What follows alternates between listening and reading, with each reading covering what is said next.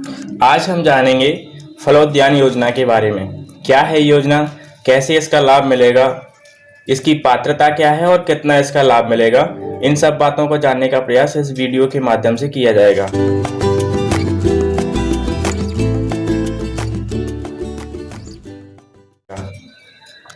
सबसे पहले जानते हैं कि ये योजना क्या है। तो इस योजना के तहत किसानों को अपने खेतों में फलोद्यान लगाने के लिए अर्थात फलों का बागान लगाने के लिए सरकार के द्वारा प्रारंभिक 3 सालों में 2,25,000 रुपये का अनुदान दिया जाएगा। प्रारंभिक 3 साल का अर्थ है कि जब से फलों का बागान किसान अपने खेत में लगाएगा उसके आने वाले 3 सालों में टोटल 2,25,000 रुपये का अनुदान दिया जाएगा।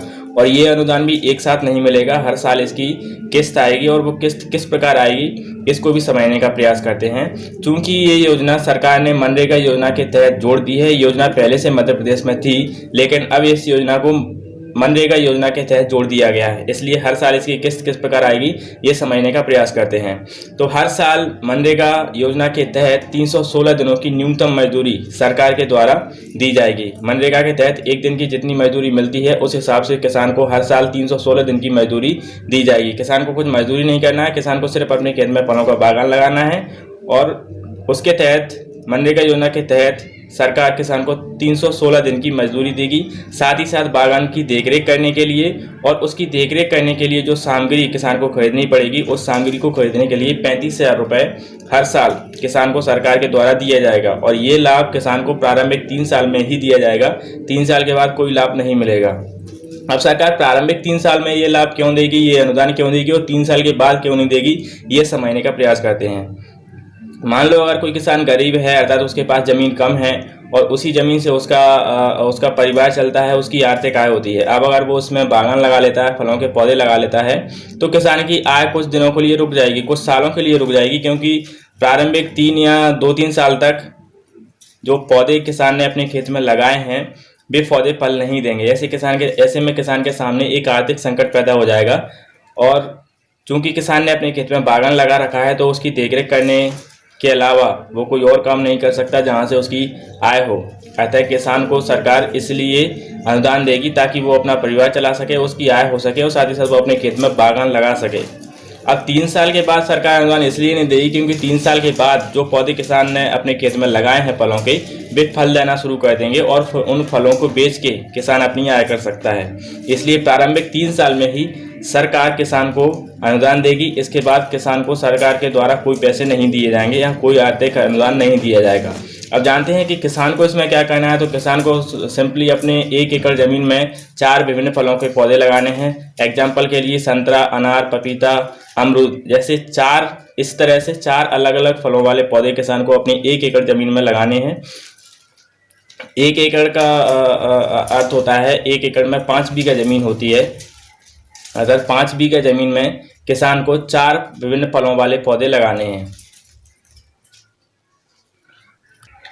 अब किसान ये पौधे लाएगा कहाँ से, तो किसान को ये पौधे सरकार के द्वारा ही उपलब्ध कराए जाएंगे। 1 एकड़ ज़मीन के लिए सरकार किसान को 400 पौधे उपलब्ध कराएगी। 1 एकड़ मतलब 5 बीघा ज़मीन के लिए सरकार किसान को 400 पौधे उपलब्ध कराएगी, अर्थात किसान को पौधे भी नहीं खरीदना।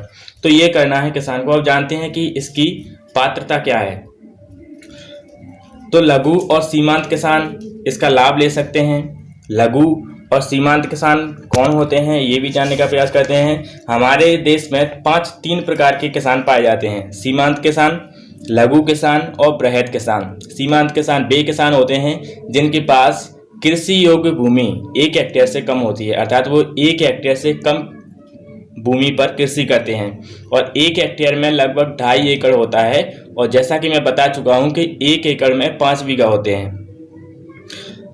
अब जानते हैं कि लघु किसान किसे कहते हैं। तो लघु किसान वे किसान होते हैं जिनके पास 1 हेक्टेयर से अधिक लेकिन 2 हेक्टेयर से कम कृषि योग्य भूमि होती है, अर्थात वो 1 से 2 हेक्टेयर के बीच में भूमि पर कृषि करते हैं, उन्हें कहते हैं लघु किसान। तीसरा जो किसान होता है वो होता है बृहद किसान, जिसके पास 10 हेक्टेयर से भी अधिक भूमि होती है। तो ये 3 प्रकार के किसान हमारे देश में पाए जाते हैं। दूसरी इसकी पात्रता है, यदि परिवार का मुखिया महिला है तो वो परिवार इसके लिए पात्र है, और यदि परिवार का मुखिया महिला नहीं है, पुरुष है लेकिन वो दिव्यांग है, तो वो परिवार भी इस योजना के लिए पात्र है। SC/ST परिवार इस योजना के लिए पात्र हैं। BPL कार्डधारी इस योजना के लिए पात्र हैं।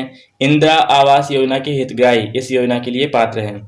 तो ये सब इस योजना की पात्रता थी। आप जानते हैं कि इस योजना के तहत लाभ कैसे मिलेगा। तो इसके लिए किसान को अपने क्षेत्र के जनपद कार्यालय जाना होगा और जनपद कार्यालय जाके इसके बारे में और जानकारी जुटानी होगी। और अगर किसान इसके लिए पात्र है तो किसान को एक आवेदन फॉर्म जमा करना होगा, जिसके बाद किसान को इसका लाभ मिलेगा। तो ये थी फलोद्यान योजना। ऐसी ही और वीडियो देखने के लिए जुड़े रहिए मेरे साथ मेरे चैनल के माध्यम से। चैनल को सब्सक्राइब जरूर कर लें ताकि जब भी मैं कोई नई वीडियो डालूं तो इसकी नोटिफिकेशन आप तक पहुंच जाए। साथ ही साथ अगर आपको ये वीडियो पसंद आई तो वीडियो को लाइक जरूर करिए ताकि मुझे पता चल सके कि ये वीडियो आपके लिए हेल्पफुल रही, अर्थात इस वीडियो से आपको मदद मिली। साथ ही साथ वीडियो को अधिक से अधिक शेयर करें ताकि दूसरे लोग भी इसका फ़ायदा उठा सकें। धन्यवाद।